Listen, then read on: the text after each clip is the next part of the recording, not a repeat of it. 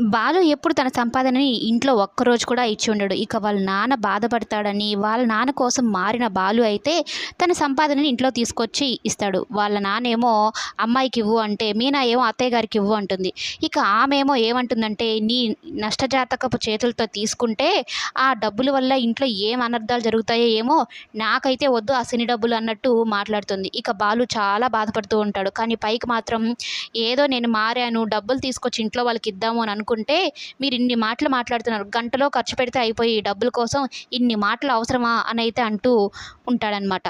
పైకి నవ్వుతున్నట్టుగా కనిపించినా బాలు వాళ్ళ అమ్మ మాటల్లో చాలా బాధపడతాడు. ప్రతిసారి నష్టజాతకుడు, దరిద్రుడు అన్నట్టు మాట్లాడుతూనే ఉంటాడు. ఇక మీనా కూడా బాలుని అలా అనడంతో చాలా బాధపడుతుంటుంది.